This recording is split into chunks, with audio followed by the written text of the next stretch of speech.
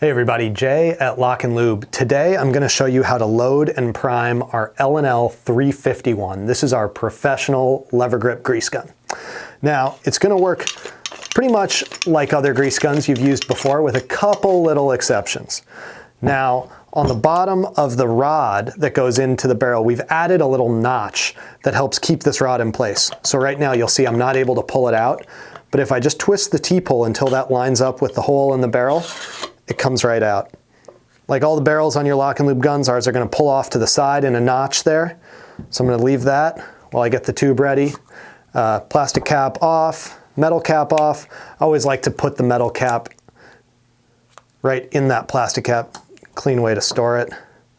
Metal lipped end stays on top. Drop it in. Now I'm going to screw this in just a couple turns. I'm going to leave it a little loose. Reason for that is because this is a brand new grease gun, and I'll show you, never been loaded here, so we are going to have a little bit of an air pocket in there when we put this first tube in. So I'll give it a couple twists, get this to come up. There we go. And like I said, this notch is on the bottom, so the notch can sit outside the barrel, but then you run the risk of it sort of like falling down or drooping like you may have found with other grease guns.